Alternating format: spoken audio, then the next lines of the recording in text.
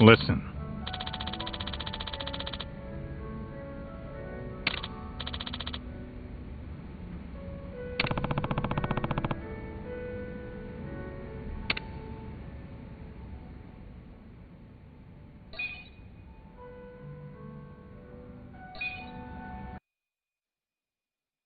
Yo, Adachi-san. What's that you're drinking? Hey, keep it down, will ya? Why? Oh, is that convenience store sake? Shh, you don't have to announce it to everyone and their mother. You brought your own drink to a bar? Hell yeah. It cost an arm and a leg to get a good buzz going here. That's why I got this little lovely at a store down the street. You ought to do the same. Show your wallet some tender love and care.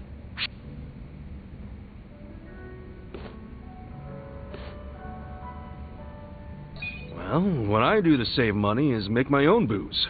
Make your own? Yeah.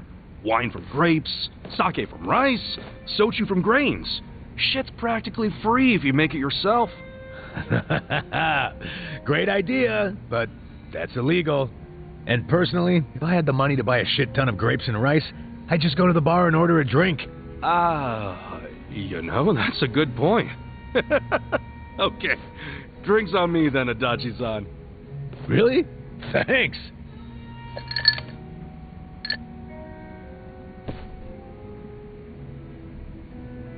Speaking of money, what they did to you was fucked up, man.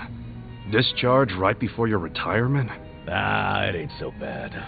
At least I get to know I was canned for sticking it to fucking Horonouchi. My opinion? That's better than just staying on the force and turning a blind eye. Let me see if I remember this correctly. You and Horinouchi first crossed paths during a case 20 years ago. Yeah, it was a nasty one. Robbery and double homicide of some sweet old couple. My team found a suspect and made an arrest. Man by the name of Kasumi. He had a mile-long rap sheet, burglaries and shit. Plus, he had no alibi for the time of the murder. But in the end, he was innocent. Yeah. I finally figured that out from his son. His son?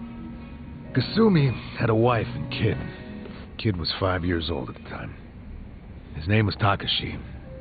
The little guy told us he'd been on a walk with his dad at the time the homicides were committed. Of course, there's always a chance that the relatives will lie in hope of saving their family. So HQ was prepared to ignore Takashi's testimony. And I was too at first. But the more time that passed, my thoughts kept coming back around to what the little boy said. Even after Kasumi was arrested, I kept looking into it. I finally found the owner of a cigarette shop. He told me he saw Kasumi walking with Takashi at the time of the crime. Takashi's testimony was legit all along. I contacted HQ right away and requested Kasumi's release.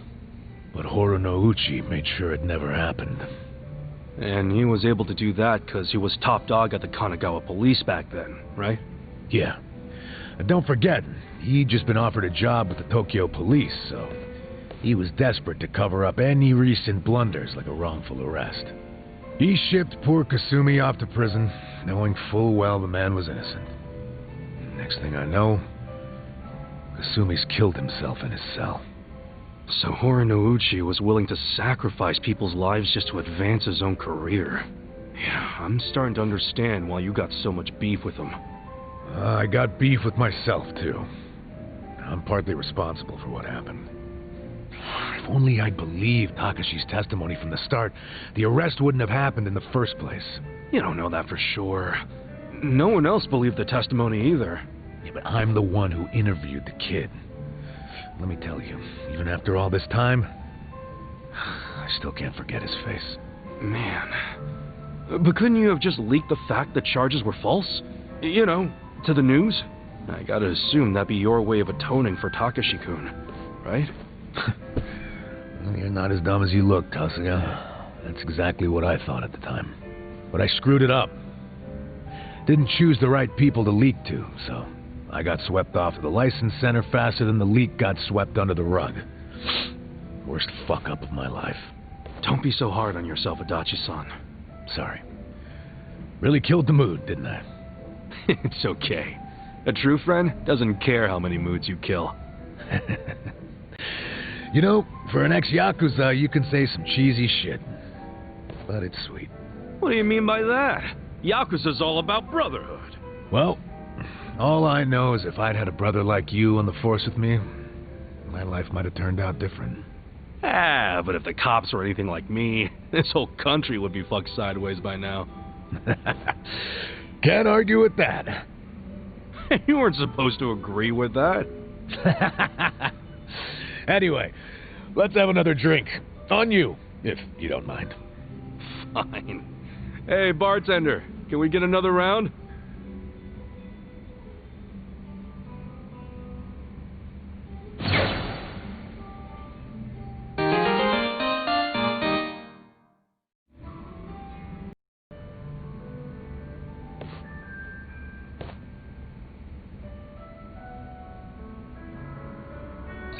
Sure, I don't mind bringing my own booze, but I wouldn't be hiding it. But then the bartender might find you out. I'd take the risk. I don't want to bother with trying to hide a drink while I'm having fun. Wish I could be so carefree. Well, now I have to buy you a drink, pal. That's what carefree people do. Hey, thanks.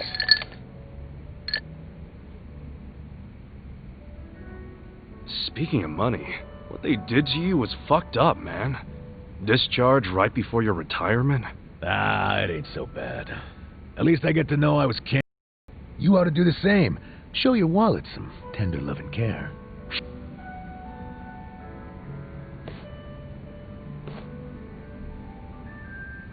Nah, I just order a drink from the bar, even if it meant going into debt. You'd go into debt just for a drink?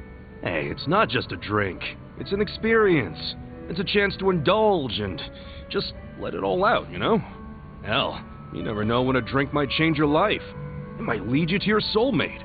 And I say, the guy behind the bar who's helping provide the space for that guy deserves some fat stacks. Well, you sure are a nice guy, Kasuga.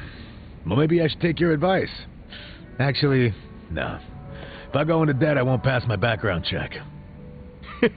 Hey, here's a solution. I'll buy you a drink. Hey, thanks.